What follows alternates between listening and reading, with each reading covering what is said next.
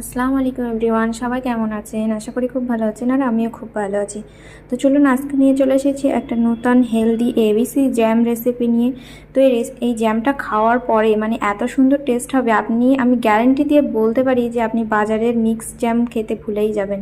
আমি বাজারের মিক্স জ্যামের খুব বড় ফ্যান ছিলাম, কিন্তু এটা ট্রাই করার পরে আমার আর ওই জ্যাম খেতেই ভালো লাগে না। এটার টেস্ট এতটাই সুন্দর হয়। তো চলুন আজকে শুরু করা যাক। আর অবশ্যই স্কিপ করবে না, লাস্টে এমন একটা জিনিস দেখাবো যার কারণে এই জ্যামটা অনেক দিন পর্যন্ত ভালো থাকবে। তো তার জন্য আমি ফার্স্টে নিয়ে নিয়েছি অ্যাপেল, ক্যারট আর বিটরুট ছিলে পিস পিস করে কেটে নিয়ে মিক্সিতে দিয়ে গ্রাইন্ড করে নিয়ে তারপরে একটা প্যানে ঘি দিয়ে গ্যাস জ্বালিয়ে দিয়েছি। আর অবশ্যই হ্যাঁ, এটা আগে থেকেই একটু গ্রাইন্ড করে পেস্ট করার পরে এটাকে ছেঁকে নিতে হবে।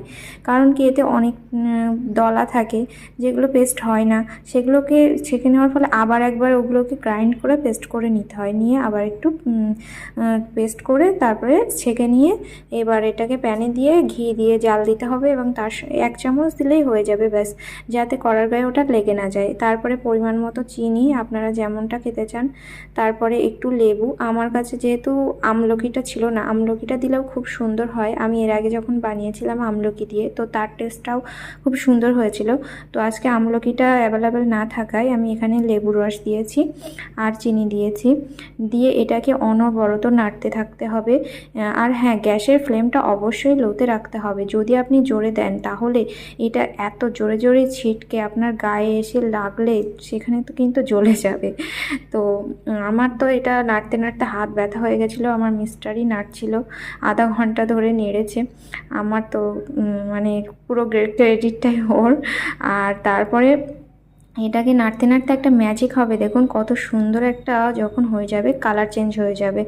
এটা কিন্তু হয়নি, এটা দেখে মনে হচ্ছে জ্যামের মতো হয়েছে, নামিয়ে দিই। এই ভুলটা কখনোই করবেন না। যখন একেবারে কালার চেঞ্জ হয়ে যাবে, এতে কোনো রকম কোনো রস থাকবে না, তখনই এটা হবে।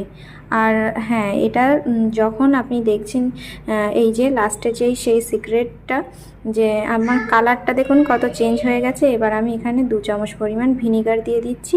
এটার ফলে এটা বহুদিন পর্যন্ত ভালো থাকবে। একটা কাচের কন্টেনারে করে এটা সংরক্ষণ করতে হবে। এই ভিনিগারটা দেওয়ার পর আরও 5 মিনিট জাল করে নাড়তে হবে। নাড়ার পরে এই যে দেখুন রেডি আমাদের এবিসি জ্যাম। তো এটা এত টেস্টি, একবার অবশ্যই ট্রাই করে দেখতে পারেন আপনি বাসাতে। এটা আমি গ্যারেন্টি দিচ্ছি, এটা খাওয়ার পরে এটার টেস্ট আপনার মুখে লেগেই থাকবে, আপনি ভুলতে পারবেন না। তো ভালো লাগলে অবশ্যই ট্রাই করবেন। Thank you, bye bye. আজকে এই পর্যন্তই। Thanks for watching. দেখা হচ্ছে পরে নেক্সট আরও একটি